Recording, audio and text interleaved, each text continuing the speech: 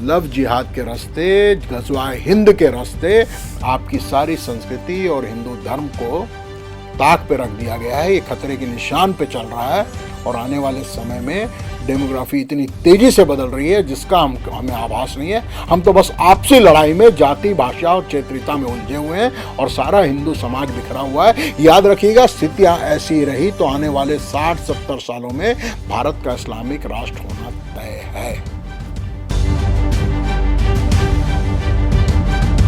उत्कृष्ट भारत, मैं राजीव चौबे और आप देख रहे हैं राष्ट्रीय चेतना न्यूज़। RCN में आपका स्वागत है। आज एक नए विषय के विश्लेषण के लिए। ये कहानी मधुपुर उतरौला, उत्तर प्रदेश के जलालुद्दीन शाह उर्फ चंगुर बाबा के काले कारनामों की है। ये बाबा हिंदू युवाओं और युवतियों को पैसे का लालच देकर धर्मांतरण का रैकेट चला रहा था। धर्मांतरण के लिए ये लव जिहाद का भी इस्तेमाल करता था। चंगुर बाबा 2011 तक उत्तर प्रदेश के गांव-गांव में घूमकर अंगूठी और नग बेचा करता था। धीरे धीरे चंगुर बाबा मुंबई की हाजी अली दरगाह में भी अंगूठी और नग बेचने जाने लग गया। इसके बाद इसकी आर्थिक स्थिति अचानक बदल गई। अचानक से 2020-21 के बाद ये बहुत ज़्यादा ठाट बाट से रहने लग गया। शानदार आलीशान कोठी बनवा ली, बहुत बड़ी ज़मीनें खरीद ली और उसके बाद उसने ज़मीनों की खरीद फरोख्त के कारोबार में प्रवेश किया और विवादित संपत्तियों की डील कर और गरीब मजलूमों की संपत्तियों को हथियाने वाला भूमाफिया बन गया। इतना सब करने के बाद वो अचानक पीर बन गया और लोगों को दुआएं देने लग गया। ये चंगुर बाबा चर्चा में तब आया जब उसने मुंबई के एक दंपत्ति और उसकी बेटी का धर्मांतरण कराया। पति नवीन रोहरा को बाबा ने जमालुद्दीन, उसकी पत्नी नीतू को नसरीन नाम दिया और रोहरा परिवार, जो कि मुंबई का एक बेहद रसूखदार परिवार था, ये परिवार धर्मांतरण के बाद बाबा के साथ उसके गांव, उसी के आवास मधुपुर उतरौला में रहने लग गया और इसके रैकेट का एक प्रमुख हिस्सा बन गया। पीर बनने के बाद पाकिस्तान तथा खाड़ी देशों से इसके संपर्क बढ़े और इसमें मुख्य भूमिका ISI की रही। विदेशी संपर्कों से इसे धर्मांतरण के लिए फंडिंग मिलने लगी और इसका रैकेट चल निकला। लव जिहाद के रास्ते मासूम हिंदू लड़कियों को फंसाने के लिए इसने मुस्लिम युवा और युवतियों की बाकायदा टीम बनाई, जो मुस्लिम लड़कों को हिंदू लड़कियां फंसाने का बाकायदा प्रशिक्षण देते थे और ये प्रशिक्षित लड़के हिंदू नामों के साथ वो हिंदू लड़कियों को अपने जाल में फंसाते थे। इन्हें संस्कृत के श्लोक तक रटवाए गए, इन्हें पुराण और कुछ शास्त्र पढ़वाए गए। लड़कियों को इन लड़कों के नकली माँ बाप सहित पूरे परिवार से मिलवाया जाता था और फिर शादी के बाद असलियत बताकर धर्मांतरण करवाया जाता था। शादी के बाद लड़की मजबूर हो जाती थी, फंस जाती थी अपने घर परिवार को छोड़कर। जब वो लव मैरिज करती थी, इनके चंगुल में इस तरह से फंस जाती थी, जब उसे बाद में असलियत बताया जाता था कि जिससे उसने शादी की है लड़की ने, वो लड़का हिंदू नहीं, एक मुसलमान है, तो मजबूरी में लड़की को धर्मांतरण के लिए तैयार होना पड़ता था, क्योंकि उसका आधार, उसका मायका जो है उससे छूट चुका होता था। धर्मांतरण के लिए बाकायदा कलमा पढ़ाया जाता था और गौमांस खिलाया जाता था। ऐसा करके वो संतुष्ट होना चाहता था कि इस लड़की का हिंदू धर्म से पूर्णतः मोहभंग हो चुका है। धर्मांतरण और गौमांस खिलाने का वीडियो भी बनाया जाता था और ये वीडियो इस्लामिक देशों की उन संस्थाओं को भेजा जाता था जो धर्मांतरण के लिए चंगुर को फंड देते थे।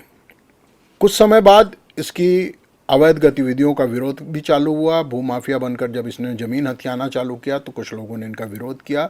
इस लव जिहाद वाली इसकी जो हरकतें वो भी लोगों की नज़र में आई। अपने विरोधियों को ताकत दिखाने के लिए फर्जी मुकदमे दर्ज कराने और धमकी दिलाने में वो देर नहीं करता था। किसी भी विरोधी को निपटाने के लिए चंगुर ने युवतियों की एक टीम बना रखी थी, जो बाबा का विरोध करने वालों पर भी दुष्कर्म के आरोप में केस दर्ज करा देती थी। चंगुर के पाकिस्तानी खुफिया एजेंसी ISI से गहरे संबंध थे और इसके गोरख धंधे में ISI की फंडिंग प्रमुख आधार थी। ये हिंदू लड़कियों का धर्मांतरण करवाकर विदेशों में बेचता था, जिसके लिए इसने 40 देशों में अपना नेटवर्क फैला रखा था। जांच में सामने आया है कि 40 धार्मिक संस्थाओं की स्थापना के नाम पर बाबा को करीब 106 करोड़ रुपए की विदेशी फंडिंग की गई है। छोटी मोटी बात नहीं है। एक छोटे से गांव में, उत्तर प्रदेश की छोटी से तहसील के एक छोटे से गांव में एक अंगूठी और नग बेचने वाला, घूम घूम कर फेरी लगाकर अंगूठी और नग बेचने वाला एक व्यक्ति अचानक से पीर फकीर बन जाता है। वो एक बहुत बड़ा अपना आश्रम जैसा एक भवन तैयार कर लेता है और उसके बाद फिर वो धर्मांतरण का काम चालू कर देता है। उसके बाद लड़कियों को लव जिहाद में फंसाकर उनका धर्मांतरण कर उनको विदेश में बेचना चालू कर देता है। बाबा के धर्मांतरण का गिरोह का नेटवर्क महाराष्ट्र तक फैला था। धर्मांतरण समेत कई काले कारनामों का मास्टरमाइंड जमालुद्दीन और चंगुर बाबा की उतरौला तहसील में 3 बीघे में बनी करोड़ों की आलीशान कोठी को अब उत्तर प्रदेश सरकार ने बुलडोजर से मिट्टी में मिला दिया है।